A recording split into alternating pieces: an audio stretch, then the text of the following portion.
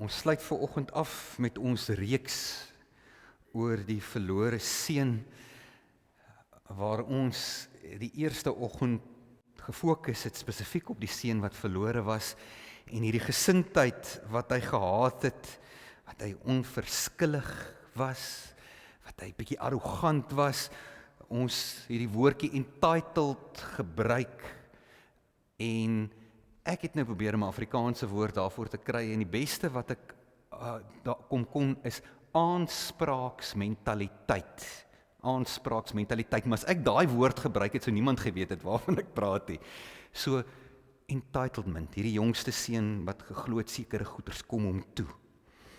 En toe het ons gesels oor die ouer broer, waarop ons nie baie op fokus gewoonlik nie, maar wat eintlik die Here in gedagte gehad het toe hy hierdie storie vertel het, want hy het met die fariseërs gepraat.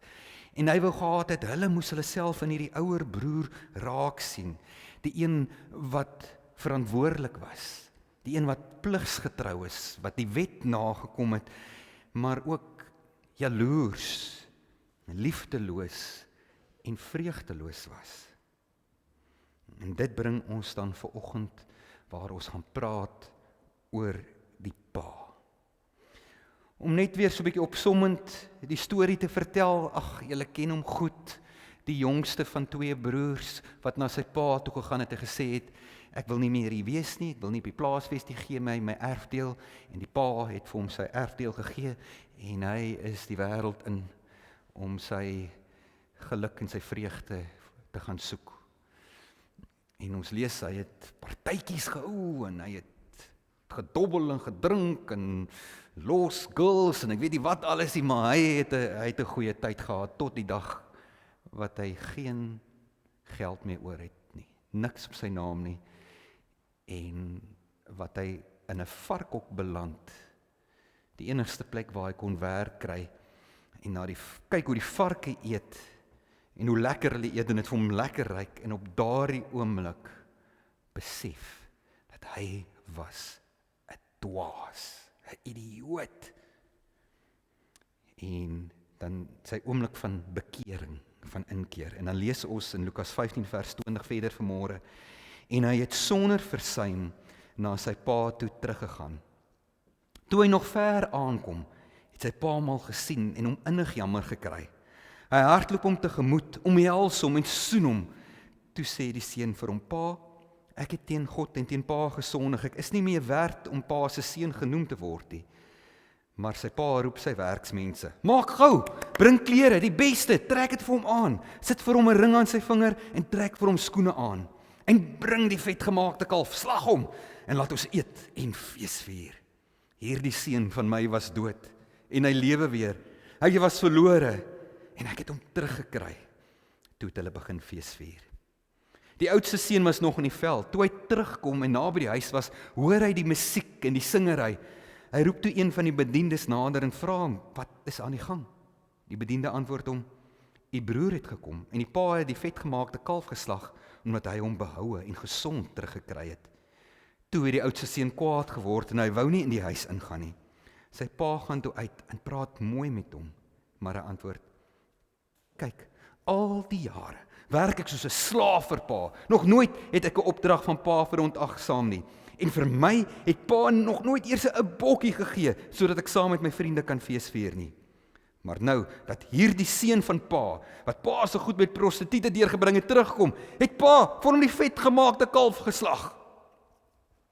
Toe sê sy pa vir hom, kind, jy is altyd by my, en alles wat ek het is ook joune. Maar ons kan tog nie anders as om fees te vier en bly te wees nie, want hierdie broer van jou was dood en hy lewe weer. Hy was verlore en ons het hom teruggekry. Tot sover. Die eerste keer wanneer ons van hierdie pa lees, is wanneer hierdie seun na hom toe kom om sy erfporsie te vra. En dan lyk dit oënskynlik asof die pa sonder enige teenstribbeling, sonder enige argument, sy seun sy erfporsie net vir hom gee. Hoekom? Hoekom sou hy so iets doen? Hierdie pa het hom seker al 'n bietjie wysheid gehad. Hy kon sien dat hierdie baie waarskynlik op 'n ramp gaan afstuur. En hy was immers, soos in die Joodse tye, die baas van die huishouding. Hy het die mag en die gesag gehad om vir hierdie seun te sê, jy gaan nêrens heen nie. Kry maar daai drome uit jou kop uit, jy bly net hier op die plaas. Maar die pa laat hom gaan. En hier moet ons dalk 'n bietjie gesels vanoggend oor 'n groter saak, oor vrye wil. Ons word baie keer gekonfronteer deur ander mense en soms in ons eie gedagtes met hierdie vraag: hoekom laat God sekere dinge toe? Veral wanneer een of ander ramp of ellende jou tref, dan is daar die eerste vraag is, hoekom het God dit laat gebeur? Hoekom laat God dit toe? God is immers almagtig, alwetend, alomteenwoordig. Hoekom het hy nie verhoed nie? Hoekom het hy nie gekeer nie? Hoekom het hy nie ingegryp nie? Hoekom laat hy toe die ellende, die hartseer, die ramp? Liewe vriende, die antwoord daarop is eenvoudig liefde. God het ons lief. En hy wil hê dat ons uit vrye wil hom terug moet lief hê. Liefde is nie iets wat geforseer of afgedwing kan word nie. Dit moet 'n keuse wees.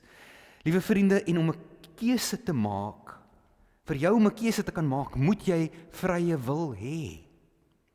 En om vrye wil te kan hê, moet jy toegelaat word om soms keuses te maak wat kan lei tot slegte gevolge. Soms is die slegte gevolge nie net vir jou nie, soms is die slegte gevolge vir ander mense, of dalk sommer vir baie ander mense. Ja, sekerlik kan God al die pyn en die seer en die ellende in hierdie wêreld in 'n oomblik stop. Maar die prys daarvoor is jou en my vrye wil. En dit wil God nie hê nie. Hy wil nie hê dat ons bloot 'n klomp marionette wees wat aan touwtjies hang en slaafs sy wil wat hy sê het navolg nie. Hy wil hê ons moet hom volg en dien omdat ons lief is vir hom. In hierdie storie wat ons vanoggend lees, kon die pa baie maklik vir hierdie seun gesê het, nee, jy bly net hier.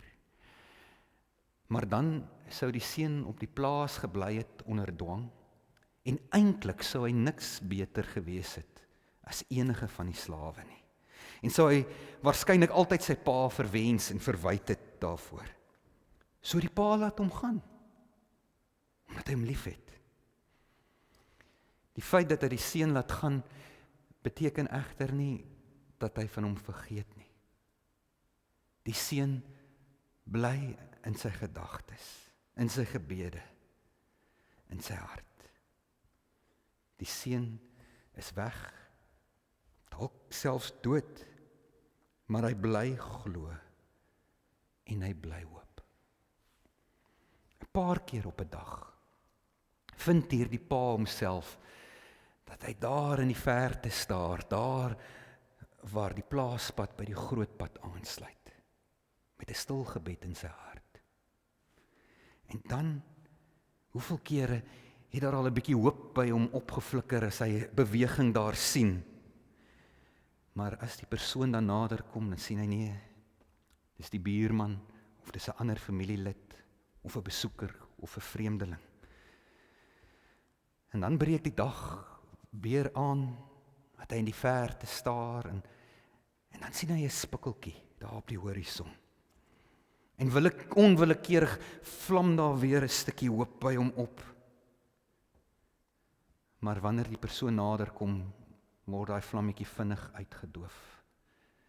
Want sy seun was 'n trots regop man. En hierdie man wat nou hier aankom, is vervlenterd, onversocht, loop met hangskouertjies.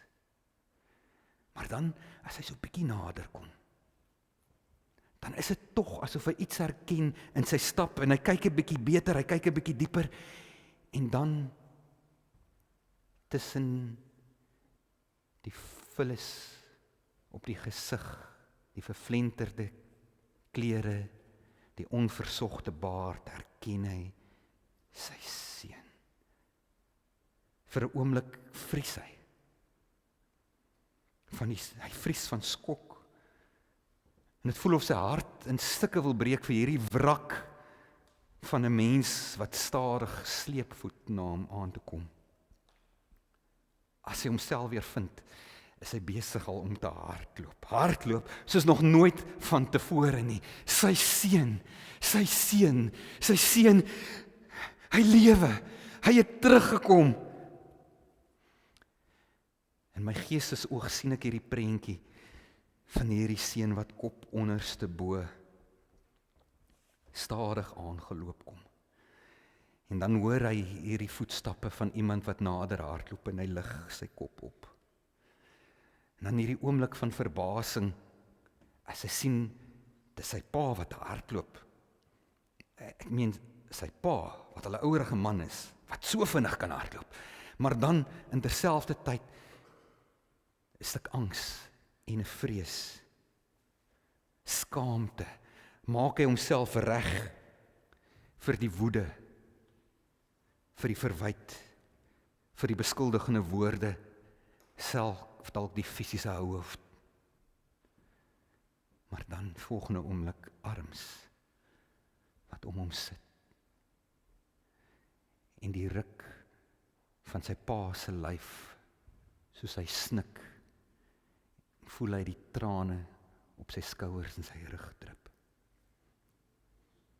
'n Paar keer het die seun al sy woorde van jammer sê voorberei, en hy sê, ek het teen pa en teen God gesondig, ek is nie meer werd om pa se kind genoem te word nie. Woorde wat vergifnis wil vra, woorde wat wil pleit vir genade. Maar dit is onnodige woorde. Die Vader het lankal klaar vergewe, klaar vrygespreek. Paar belangrike dinge wat ons uit hierdie verhaal kan leer. Maar die belangrikste daarvan, liewe vriende, is dat ons is klaar vergewe, klaar vrygespreek. Ons hoef nie na God toe te gaan, op ons knieë met 'n ek is so jammer, en te pleit en te smeek, en dan te hoop vir 'n bietjie genade en vergifnis nie. Dis klaar onsin, want God is liefde. Hy is genade, en niks wat ons in ons lewe al gedoen het, of nog gaan doen, kan ooit maak, dat God vir jou en vir my een klein stukkie minder lief het, as wat hy ons reeds lief het nie. Romeine 8 vers 38 getuig daarvan, wanneer Paulus sê, hiervan is ek oortuig, geen dood of lewe of engele of magte of teenswoordige of toekomstige dinge of kragte of hoogte of diepte of enigiets anders in die skepping kan ons van die liefde van God skei nie. Die liefde wat daar is in Christus Jesus, ons Here. Wanneer die seun probeer jammer sê, reageer die Vader nie eers op sy woorde nie. Dit is immers irrelevant. Al wat saak maak, sy seun was dood, maar hy lewe. Die verlore seun is gevind. En dan roep hy sy werksmense om vir hierdie skoon klere te bring, nie net skoon klere, deftige klere. Want dis nie sommer net enige mens, enige hier jy nie. Dis die eienaar se seun. Dis die eienaar se seun. Hy moet die beste, die deftigste, die netjieste klere kry. Hy gee vir hom 'n ring, waarskynlik die familiering, sodat mense, as hulle hierdie seun sien, kan weet wie se kind dit is. Mense moet hom kan sien en weet wie sy pa is. En op hierdie manier kom die Vader na die seun toe en wil hy hom genees, gesond maak van sy skaamte, sy vernedering, die emosionele wonde van alles waardeur hy is. Kom hy en herstel hom in 'n ereposisie, sodat hy net weer kan besef hoe belangrik, hoe kosbaar, hoe geliefd hy is. En omdat hierdie pa se vreugde groot is, natuurlik moet daar 'n partytjie wees, en daar moet musiek wees, daar moet fees gevier word, om hierdie jongste seun terug te verwelkom. Wanneer die oudste seun terugkom, en hy hoor, hier's 'n partytjie aan die gang, en hy hoor by een van die werkers, maar dit is om die jonger broer terug te verwelkom, is hy baie kwaad. Hy is bitter ontsteld, so kwaad dat hy self weier om die huis binne te gaan. Maar die Vader se liefde loop ook oor vir hierdie ouer kind van hom, hierdie oudste seun van hom, op wie hy ook so trots is, hierdie oudste seun, wat al die jare lank al vir hom hier op die plaas help, sy regterhand is, wat so hard werk, wat so pligsgetrou is. So hy los die partytjie. Hy los al sy gaste, sy vriende, die jonger seun is, en hy gaan buitentoe, na waar sy seun is, om met hom te gaan praat. Vers 28 sê, hy het mooi met hom gepraat. Daai woordjie mooi met hom gepraat is die Griekse woord parakalei. Hy het by die oudste broer gaan pleit, gaan smeek, gaan soebat. Dis wat dit beteken. Vir hom gesê, luister, asseblief, kom deel net my vreugde asseblief. Dit is hierdie pa se grootste begeerte, dat hierdie oudste seun ook sy groot liefde, sy trots, dat hierdie oudste seun ook sy vreugde sal deel oor hierdie verlore seun wat tuis gekom het. Vriende, dis waar die storie eindig. Of dalk begin. Hierdie is die verhaal van almal wat al iewers in hulle lewe afgedwaal het.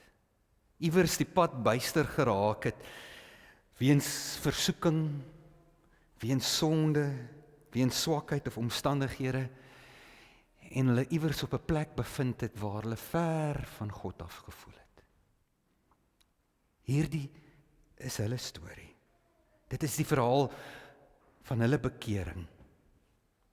Hulle terugkeer na God en die feestelike ontvangs wat hulle gekry het terug in die Vader se arms. Maar hierdie is ook die verhaal van elkeen wat elke dag deur die genade en met die liefde van God leef en elke dag sy teenwoordigheid en sy seën ervaar van die oggend tot hulle opstaan tot die aand gaan slaap, weet die Here is by my. Ek is tuis in sy huis. Vir hulle wat daai voorreg later as vanselfsprekend aanvaar, wat later nie eers meer raak sien, dat dit is eintlik 'n voorreg om te kan sien, om te kan hoor, om te kan loop, om my oë in die oggend oop te maak en te kan stap, wat al die Here se genade en sy liefde eintlik aanvaar as die normale. Dis maar hoe dit is. Dis ook hulle verhaal. Maar ten diepste is hierdie die verhaal van God se onvoorwaardelike, nimmer eindigende liefde vir almal, vir elkeen van sy kinders.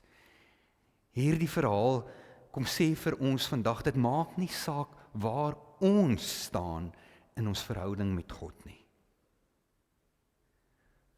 God se liefde vir ons staan vas. Maak nie saak hoe ver ons afgedwaal het en hoe ver ons dalk voel ons van God af is nie. Hy's by ons. Hy staan reg om ons te ontvang met oop arms. Meer is dit. Hy staan nie net en wag nie, hy kom soek ons, hy kom buitentoe, hy kom haal ons, hy kom praat mooi met ons, hy kom soebat, hy kom pleit, hy kom smeek by ons, kom in. Kom deel in die vreugde, kom deel in die genade, in die warmte van my liefde.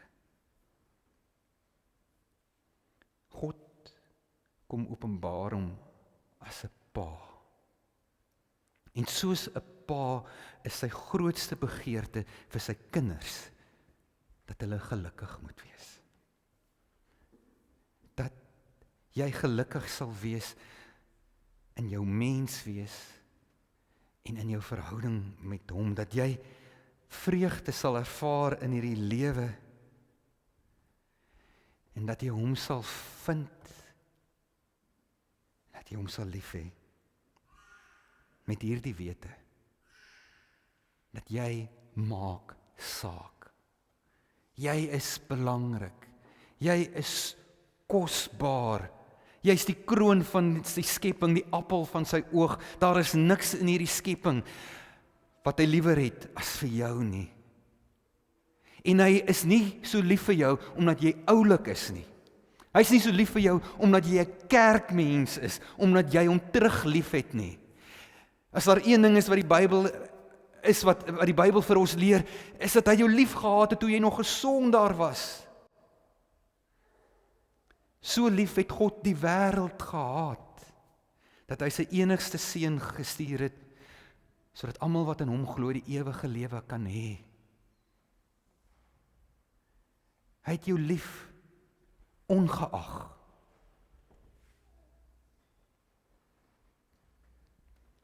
Nie jou sonde nie jou foute nie jou gebrokenheid kan hom wegdryf van jou nie. Jy is klaar vergewe. Want jy was dood. Maar deur die krag van die opstanding van die Here Jesus en die Heilige Gees, lewe jy weer. Jy was verlore, maar God het jou gekies. Hy het jou gesoek en hy het jou gevind. Amen. Here, wat kan ons antwoord op u genade? Hoe kan ons dankie sê vir liefde wat ons verstand skaars kan begryp, 'n liefde so groot dat ons brein is net te klein om die omvang daarvan te besef. Here, vanoggend kan ons onsself maar net kom klein maak voor U. En kom sê dankie. Dankie Here dat U my liefhet. Dankie Here dat U my vergewe vir my foute, vir my dom keuses, vir die slegte goed wat ek al aangevang het, vir die mense wat ek al seer gemaak het. Dankie Here dat niks wat ek doen te erg of te groot of te veel is vir U genade om te oorspoel nie. En daarom Here is ek vry. Daarom kan ek vandag U aanbid en kan ek getuig. Deur die genade van die Vader is ek God se kind.